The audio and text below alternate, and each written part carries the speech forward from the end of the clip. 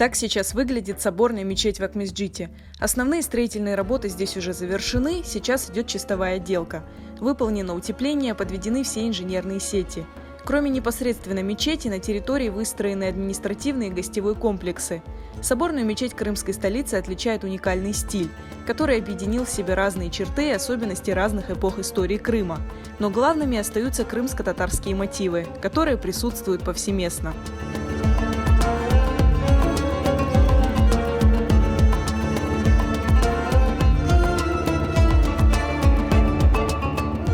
Если посмотреть на мечеть, это период 16 века, 17 века. То есть это классическая такая усманская мечеть с элементами крымско-татарской архитектуры. Если посмотреть на гостевой корпус, мы к нему пройдем, это южнобережные дома, это уже период 18 века. То есть это эпоха влияния французской архитектуры. То же самое, допустим, с админкорпусом. Это смесь барокко, классического французского барокко с крымско-татарской архитектурой. То есть вы видите это майолика, большие свесы. Если посмотреть на контрольно-пропускной пункт, то есть это мавританская архитектура. То есть там будут элементы мавританской архитектуры, в интерьере будет очень много использоваться в потолке дерева, то есть это резные балки, будет использоваться плитка ручной работы. Соборную мечеть в Акмесджите планируют назвать именем крымско-татарского общественного деятеля, первого муфтия Крыма Нумана Челебиджихана. В связи с этим в орнаментах будет присутствовать желтый тюльпан, который Челебиджихан описал в своем произведении и который ассоциирует с ним самим. Хотели все-таки символизмом таким, это больше мое такое решение, которое мы согласовали со всеми по поводу орнаментов, что это должен быть такой желтый тюльпан, сара-ляле. Это, в принципе, будет и красиво. Данная мечеть имеет цвета желтые и бирюзовые, то есть это доминантные такие цвета, которые имеются на нашем крымско-татарском флаге. Также есть в орнаментах элементы крымско-татарские. Есть ляле, именно крымско-татарские, это на коврах. Именно что можно будет увидеть, прям близко, ты прям очень близко сможешь увидеть, это ковер. Ковер мы сделали красный, потому что у нас арки будут красно-белые, по гамме они так подходили. И будут желтые тюльпаны. Тюльпаны именно в крымско-татарском орнаменте будут. Преобладает, конечно, здесь османская орнаменталика. Она более богатая, с ней легче работать, мне мастерам легче объяснять. Но мы все равно попытались туда внедрить наши орнаменты. Соборная мечеть в Акмесджите – один из самых долгожданных объектов Крыма. Ее история тянется еще с 90-х годов, когда крымские татары возвращались на родину и заговорили о необходимости главной мечети, которая бы вмещала большое количество мусульман. Во времена Украины несколько раз менялось место будущей мечети. Наконец, в 2011 году был выделен участок по улице Ялтинской, но до строительства дело дошло только после 2014 года. Сроки окончания строительства несколько раз переносились, и даже сейчас точную дату открытия в Духовном управлении мусульман Крыма назвать затрудняются. Kırım'daki yaşayan Müslümanlara, bütün insanlara hepsine bayram hayırlı olsun. Çünkü bizim camimiz gün günden hep güzelleşmekte, bitmektedir.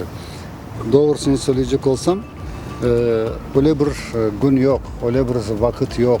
Çünkü bir günün saatini söyledin mi insan hata yapabilirsin. Allah bilir. Ama bizim ümitimiz gelecek sene, öbür sene ama mutlaka açılacaktır. Çünkü kuruluşun gidişatına baksak tez vakitte açılacak.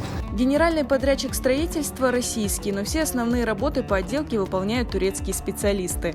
Мрамор, облицовочный камень, витражи, ковер тоже привезены из Турции. Руководит мастерами Önder Narin, известный в Турции орнаменталист, работавший над самой большой мечетью Стамбула – Çamlıca. Türkiye, Ankara'dan geldik. Ekipçe mermer işini yapmak için geldik buraya. 9 aydır burada çalışıyoruz. Mermer işini yapıyoruz. İnşallah malzememiz gelirse 3-4 ay içerisinde, 5 ay içerisinde toparlamayı düşünüyoruz. Kazakistan'da yaptım, Rusya'da yaptım. Türkiye'de 5 tane büyük cami yaptık. Bu işte daha önce tecrübemiz var. 23 yıldır bu işi yapıyorum ben. Burada biz süsleme işlerini, ondan sonra mukarnas işleri, kalem işleri, mermer, mihrap, minber, kürsü, bu tarz işleri yapıyoruz. Evet, 24 senedir ben bu işi yapıyorum. Türkiye'nin çeşitli illerinde çok camilerde bulunduk kendimiz. Kalem işlerinde en önemli şey ustalıktır. Buraya çok iyi bir ustalarımız gelecek zaten. Yani burada çok detaylı iş var. Biraz daha normal klasik işin biraz daha üstünde. До конца лета планируется завершить чистовую отделку зданий комплекса Джума-Джами, а в сентябре начнется внутренняя роспись и украшение мечети. Согласно проекту, общая площадь соборной мечети составит почти 6 тысяч квадратных метров. Предполагается, что сама мечеть будет вмещать 2600 человек. Еще 800 человек одновременно могут молиться во внутреннем дворике. В дни больших праздников здесь ожидают еще больше людей. Соборная мечеть станет самой большой мечетью Крыма, но для прихожан здесь предусмотрено только 150 парковочных мест. Прошли в Москве экспертизу, Мосгород экспертизу, где было рассчитано, то есть и пройдено, и согласовано на 2500 человек 150 парковочных мест. Плюс у нас есть 6 автобусных стоянок и есть еще, если не ошибаюсь, 9 парковок для маломобильного групп населения, то есть для инвалидов. Это все, этот весь расчет делается с того, что не приезжают все люди, допустим, только на автомобиле. То есть кто-то приезжает с семьей.